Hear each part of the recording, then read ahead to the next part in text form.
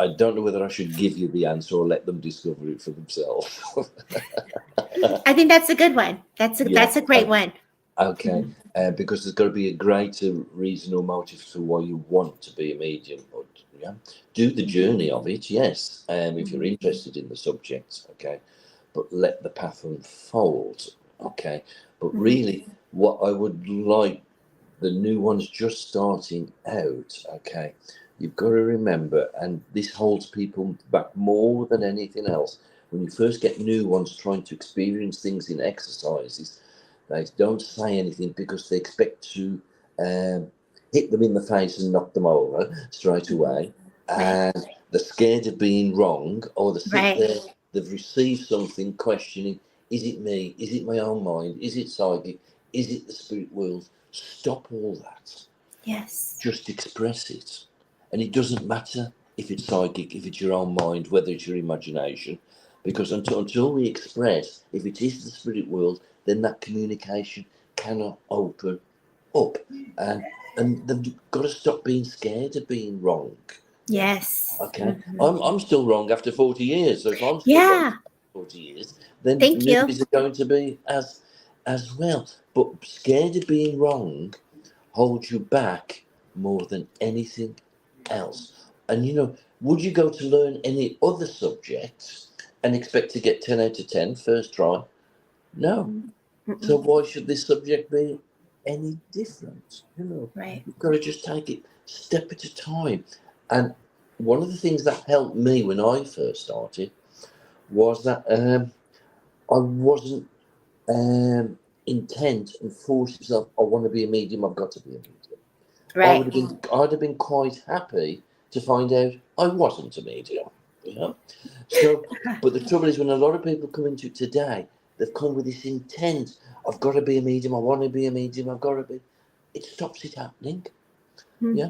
So when I first started, and the first times I had to experience anything in a classroom, I wasn't scared of expressing, because I wasn't scared of being wrong. And I was actually quite shocked because I did that. It worked, and I was quite shocked I was right. I'd have been less shocked if I'd have been wrong, you know. So not being scared of being wrong helped me. Not wanting to be this forceful intent, I've got to be a medium, helped me. And that's why I keep saying, do that development of why you want to be a medium. Do the self-awareness. Work on your own emotional, mental, spiritual and physical effects of life in your state. Be able to stay in that power with the spirit world, not a spirit person, and develop that strength and hold with the power. And once you can do that, then you'll find then if you can stay with that within your soul and that higher mind, then you'll find that your mediumship will flourish. Yes, I agree. And as you say that, those are beautiful examples of one of us, any of us who are sitting with or pausing with, why are we doing this work? Now, I'm going to ask you another question. For those like myself who are already doing the work, who have learned, what would you like to see different with us as a service and are in there and doing the work? What do you see with us mediums that are already in there, not going for teachings, or they are teaching? What would you like to see happen for those that are active mediums? Okay. So, yeah, I mean, I often take courses and groups at the Arthur Findlay College, which are, I'm often given the advanced or the professional working mediums. And I don't know how to put this in a nice way. I tell my students in classroom, again, you still have a problem where you play safe. Yeah. Yes. Okay. You don't move to the next stage. So I think you may have heard it in a group with me. So a student's working and they've got this grandfather and there's a connection to a body of water. So, and I said, well, did you see the body of water?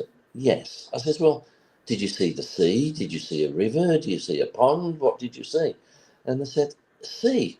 I said, well, then say it was the sea. Yes. If it's a river or a pond, the spirit world aren't going to show you the sea. So by not making that next statement, keeps your mediumship, the quality of the evidence of the communication lower. Yeah, because if you just say, um, um, what did I say? A body of water. Yeah. Well, you'll get everybody putting their hand up who knows a river, a pond, a sea, a lake, whatever. But Right. if you say the sea Mm-hmm. or the pond, whichever it is you saw, then it cuts down the amount of people who can take the content. Yeah? Yes. And the other thing is, very much, is you hear quite often, I do it occasionally myself, not very often, but I catch myself doing it, when we say, oh, there's a connection to this, or there's a reference to that. If you tell the recipient what the connection is and what the reference is, then that moves the quality of your mediumship and evidence again onto another level. But Yeah. again, even working mediums don't do it, are scared to do it because, again, playing safe, scared of a no, scared of being wrong. Yeah? Yes. So this goes back to your course that you have offered in the past, which was unfolding the evidence, Yeah. unfolding it and giving the detail of that and where it's connected to, who wore that, who bought it, where did it come from, and really sitting with that one piece and building the story on it. That's right.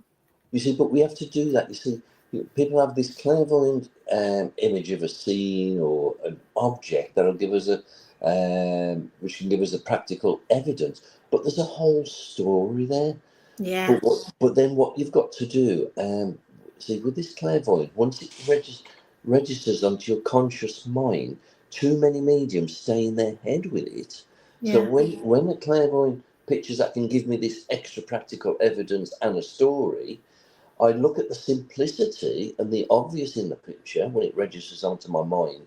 Then I bring that picture back into my soul and feel and want to know the story that picture is telling us. Yeah, I can remember not long ago. I thought I gave a fantastic evidential story from one picture to somebody in the audience at the college, and I was really chuffed with it. And the lady came and spoke to me afterwards, and she came to confirm the story, but she told me what I'd not mentioned in the story. I thought, God, Paul, you missed all that. Yeah. And I've always said the spirit world will give us as little as possible to give us as much as possible. Yes. But we waste what they give us. Mm-hmm. They waste it. We waste it. Yeah. Sometimes you can do a whole story on one or two pictures. Yeah. Right. But what we've got to remember is you've got to use your clairsentience and your clairvoyance in conjunction with each other to be able to unfold those information. Then what we've also got to look at, students come and I say, what you're looking for from the class this week. We want to get stronger, more practical evidence. And I said, that's good, but you've also got to give emotional evidence as well. Yes. Because if we just give practical evidence, which we do need to give some, yeah, the communicator only comes across as information and not a real person. So if I've given practical information first, then I bring the emotion aspect in next. If I start off with the emotional information first, then I add the practical through the clairvoyance. So we've got to have both aspects in a contact for an individual, okay? Because we don't know what that individual needs. Some recipients need a more emotional contact, others need a more practical. So if we have both aspects in the contact, then we've got a more chance of fulfilling the job for that spirit communicator and for the recipient. And you've got to realise sometimes the emotional evidence can do a better job than the practical evidence. So if you can contain both, that's important. If I can just share this one little story. Yes, please. Okay. I was in the French part of Switzerland, and there's about 200 people there. And there's this young girl, she only looked about 17, 18 on the front row. And I just knew she was going to have a contact. I don't know why, who, or what. Anyway, I did the whole demonstration, and I was just coming to the end, and I thought, oh, there's the young girl. Who is it that wants to speak to her? And I was aware of her father. And I said to her, you've listened to the demonstration this evening and the information that's been given. You're not going to receive anything like that from me this evening. I just want to let you know your father's here. He walked through the front door and he never returned. And it's not your fault.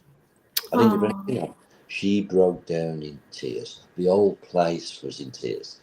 That was more important than birthdays or dates or telephone numbers or these certain practical things. That's what the girl needed to hear. That's what the spirit world, intelligence of the spirit world knew she needed to hear. So that's why we've got to be open and surrender to what the spirit world wants to bring in the type of evidence. But if we can be open to both types, include both types, Right. we've got a greater chance of fulfilling the need of the recipient and the need of the communicator. I agree. I think when the emotion is brought forward and the healing can move, because there's a healing aspect that you're bringing forward with that. As the tears flooded with this woman that you're speaking of, I could feel the emotions just as you share the story, right? And the release that she was given, that opportunity to express the feelings that she held on to. There's also that healing medium, spiritualist medium that's within you that also holds that power of energy to move one's individual's energy. That's right. It's not, healing's not just about the laying of hands. The communication mediumship is also a form of healing. Right. And many people, it's emotionally, mentally, spiritually, and physically. They need healing on all levels, and their grief or their loss or their loneliness or their effects of events in their life have caused this damage and brought an imbalance to them. And through that communication, we can help them heal. Yes. In the spirit world, as you sit with spirit, is there anything that spirit like to see different within the community here, within our world? What does spirit want from us?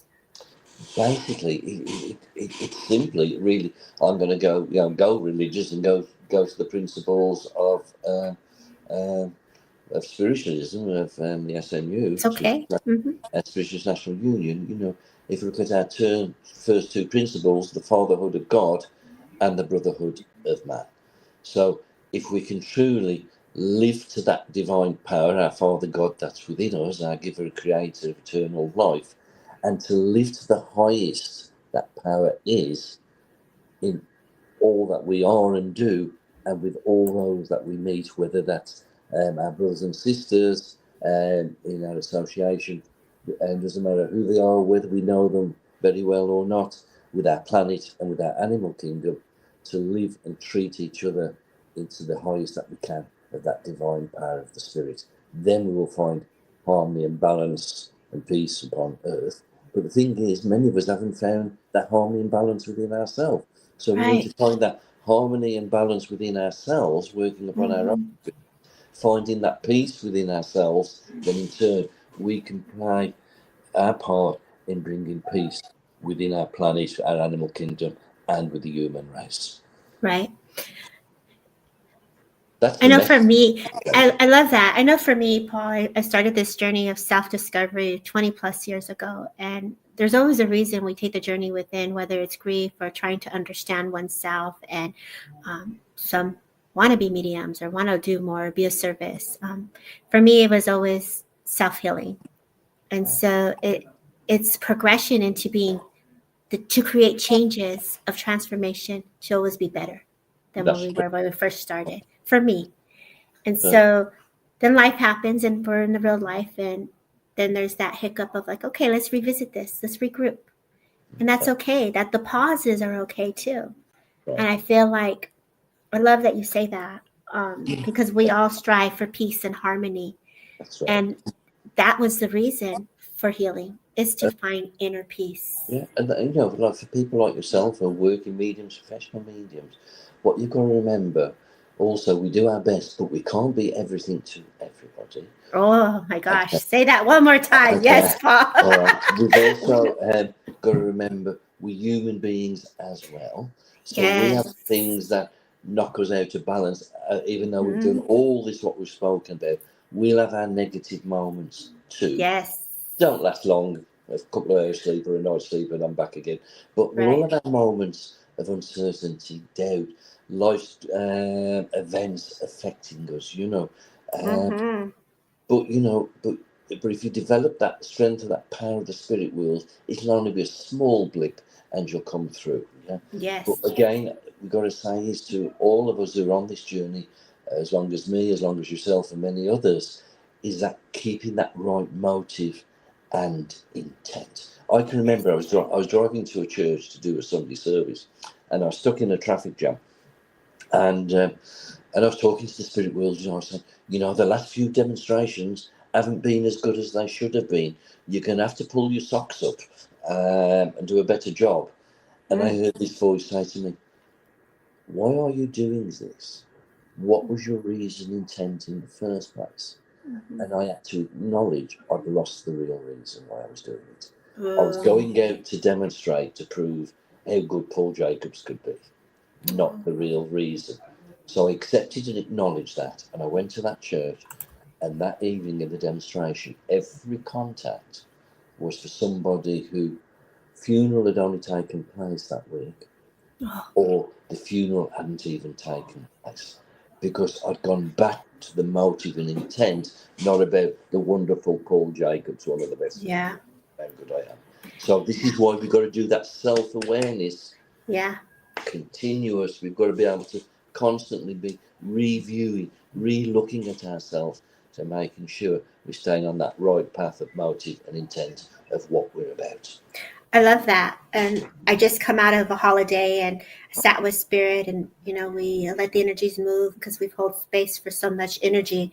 And so it's just recharging and taking care of oneself. And it's important. That's the self-care that's necessary, not only for everyone and everything that we do. We're all energy, whether you're a medium or a healer or just going to work and being a father or mother. There's energy in living. And how we live, it's taking the break for oneself. And that's where we go within. What do I need today? What am I avoiding today? What's coming to the surface? What's my body saying to me?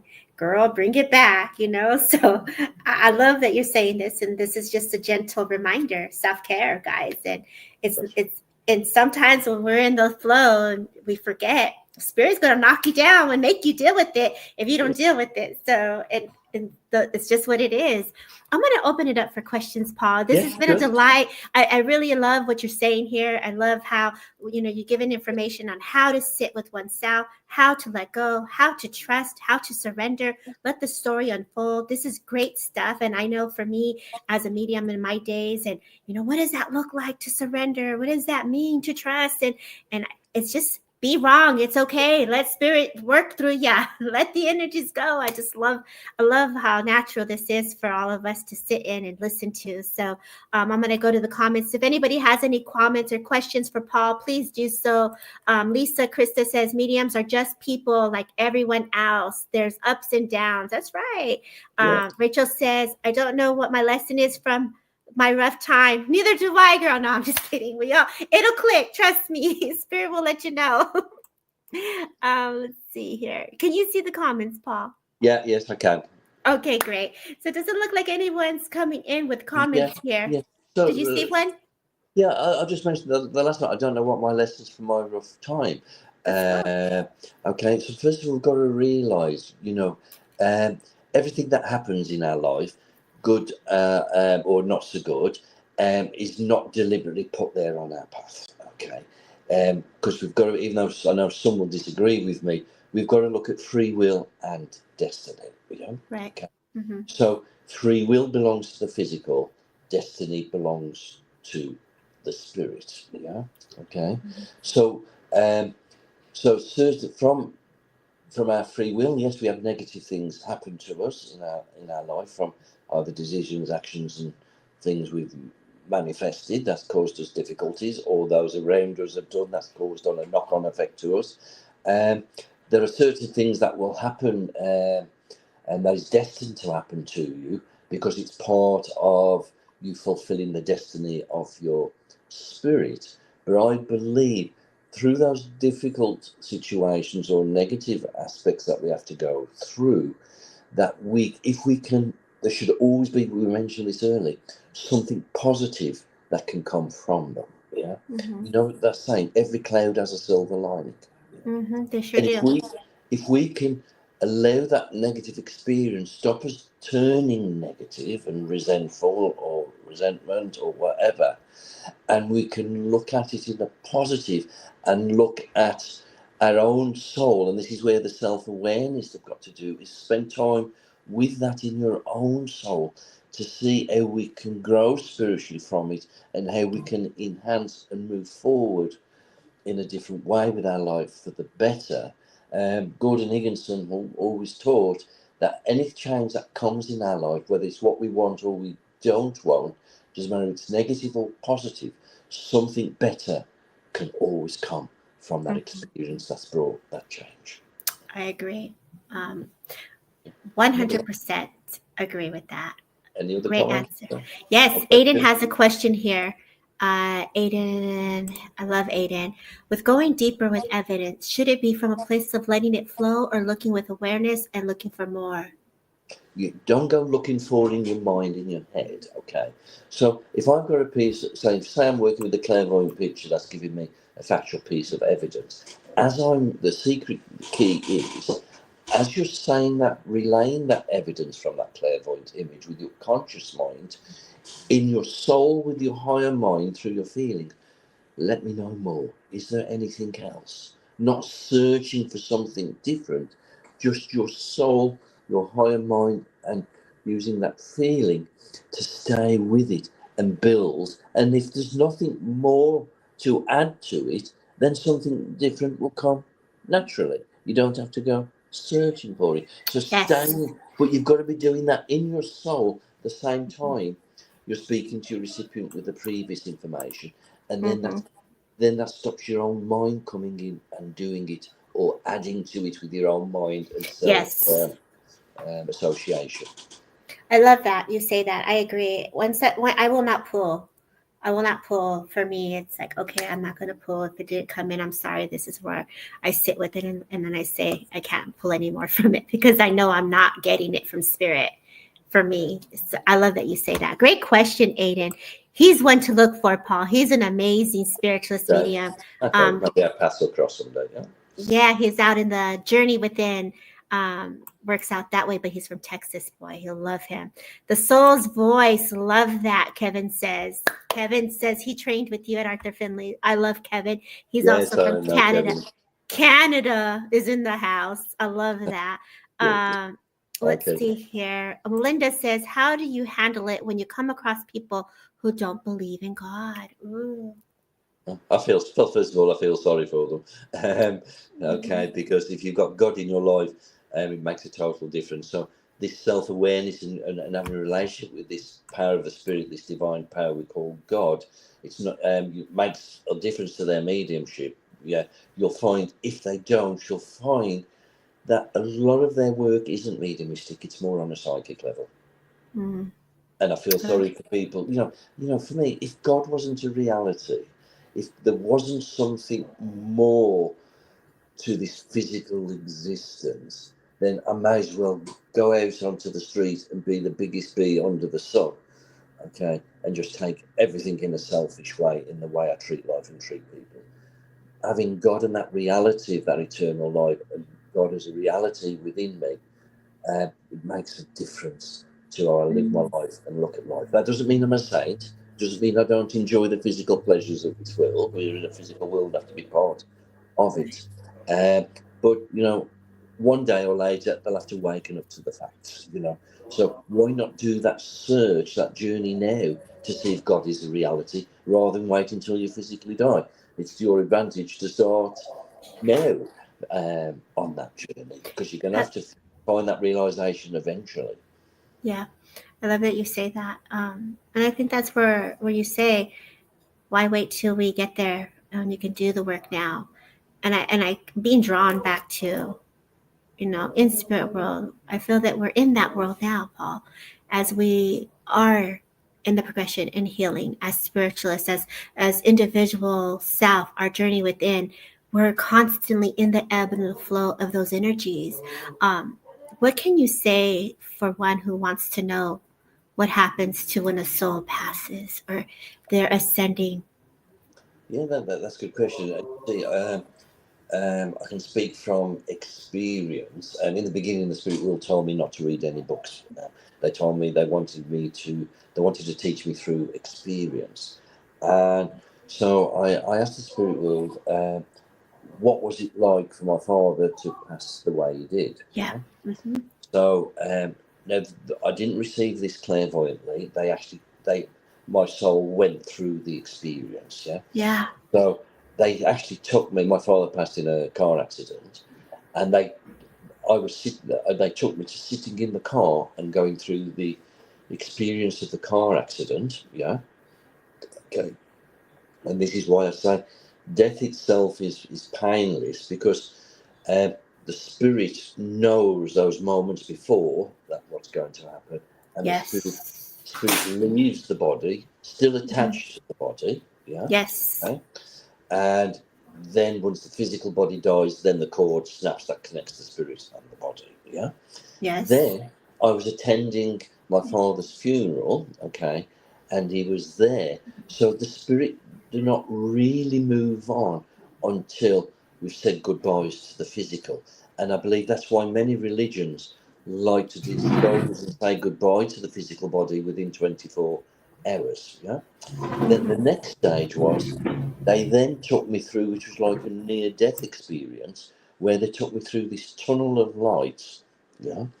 And then I ended up in this massive light, and there, as the light cleared and my senses adjusted to the light, I was in the next level of the etheric world and stood Yes. there in front of my father. So the experience of passing and the journey from this world to the next one doesn't scare me at all. Okay. Yeah. I've got no fear of that. Yes, I know we all, because we're human, we have fear of the conditions of how we might go beforehand.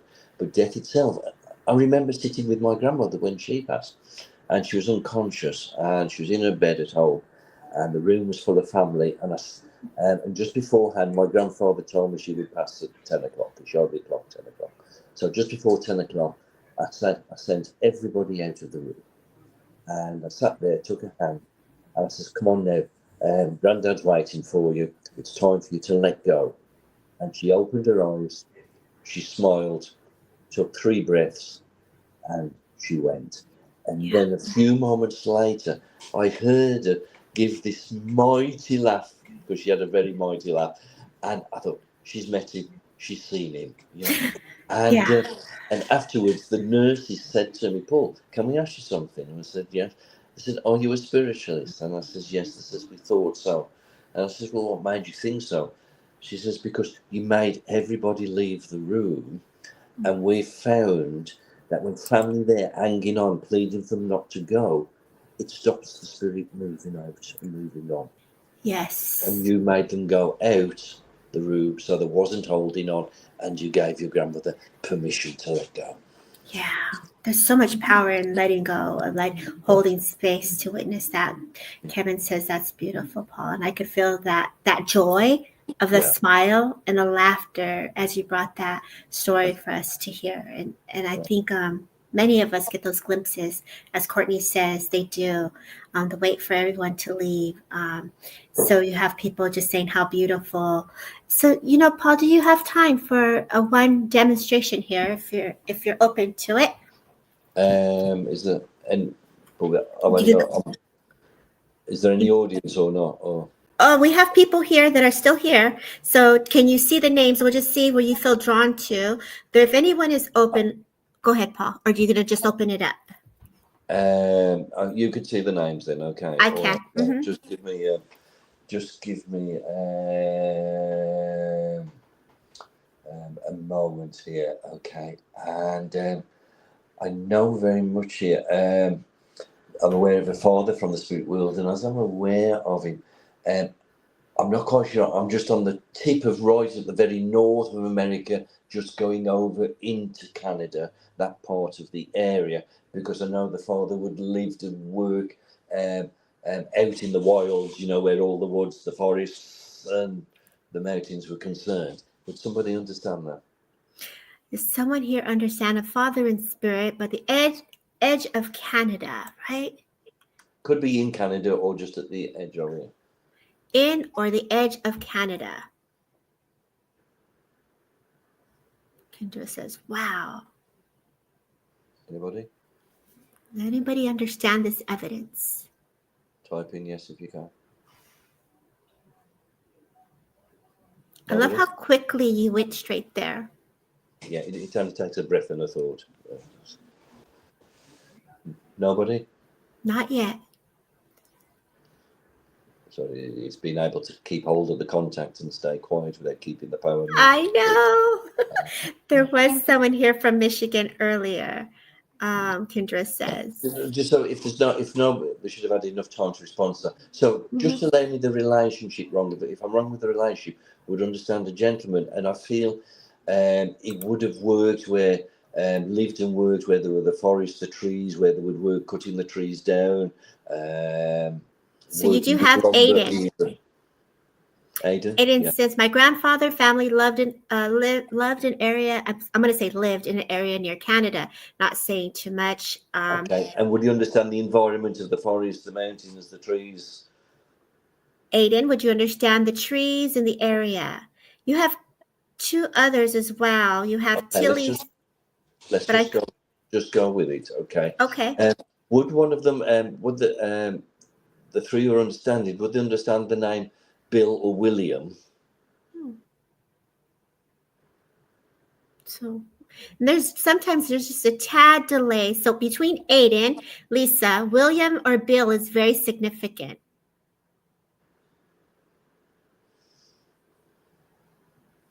Out of the three, would they understand the man that they think they recognise would actually work with the wood or lumber industry?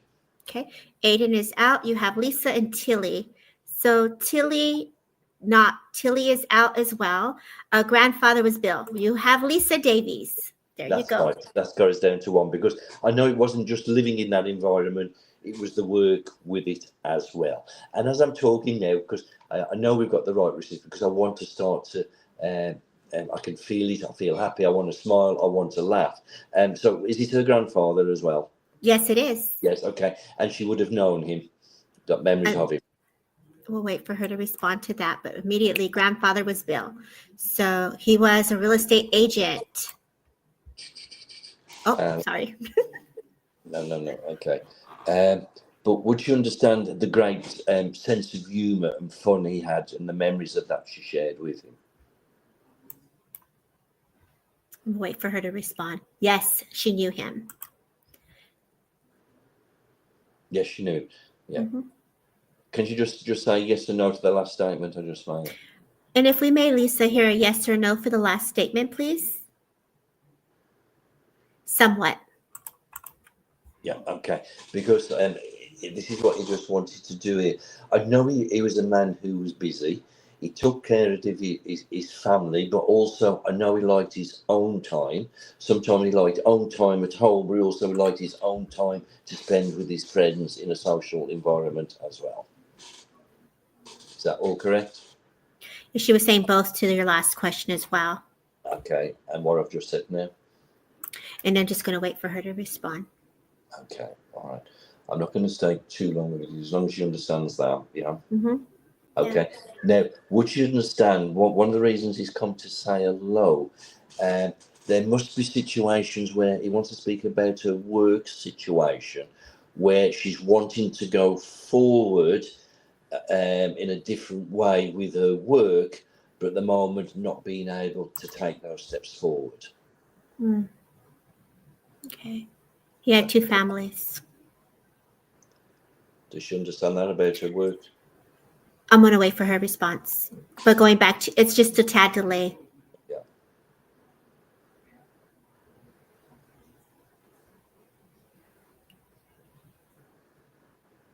No, she says. So is there something in her life that she wants to move forward with and change if it's not working in another area of her life?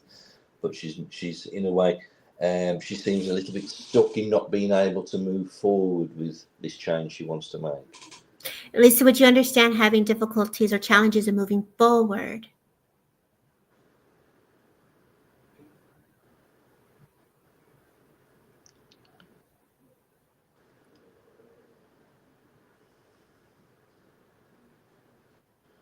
Spiritually. Yes. Yes, okay. And I think the trouble is, if she doesn't mind me saying and not offended by it, I think she wants to jump, say, from A to D in one step into taking A, B. She wants the bigger picture all to fall into place, and she can move forward, but it's got to be slowly, at stage at a time. Yeah. If that makes sense to her. Would you understand that, Lisa? Very true. Yeah, okay. You see, and this again, what holds us back and stops us going forward. If we go back to what I said in the beginning, okay, it's very much just, don't have these demands of what you're going to be next week or next year with it. You've got to take it step at a time, and I think she's looking for a bigger picture of what she's doing with her spiritual journey instead of letting it take a stage and happen time at a time. So you do A, you get to B, then you can see what your next stage has got to be. Yeah, and then we can then open our journey up. Okay. Courtney says amen, and Lisa says makes sense. Good. Okay. The other thing I want to say to her is she needs also look to see. Don't think she can set it up in her own home or whether somebody else's, but she needs to find a home circle of which they can sit on a regular basis. Oh, that's so good. She says thank you. Exactly. Okay. Good. Okay. So I'll stop there. Yeah. Beautiful job. It has been an honor and a privilege, Paul, to have you hold space for the community and to share the history of your experiences. We thank you for being a guest on Transcend with Debbie. Thank you for everybody who's joined, and let me use your time to listen to me. I hope there's been one or two words that's maybe inspired you or encouraged you or helped you in some small way. Most definitely, it really has. And Paul, what are you offering now for those that want to follow you? Can you let people know where they can find you? That's very difficult. I'm not very good at putting things out there. I'm very lazy. My website's terrible. There's nothing on there really. Basically now I'm mainly in England, to be honest with you. I have got a couple of international online courses, but one started. There's one left. That's only got 2 places left, but that is for experienced students. Yeah, I saw that. So through Facebook, they can see what I'm doing or going anywhere. Yeah. Paul Jacobs, y'all, this is the pioneer of mediumship. It is an honor and a privilege to have you here as a guest. So y'all take care. We send you so much love and gratitude. We say goodbye, everybody. Thank you. Bye-bye, everyone. Bye-bye. Bye.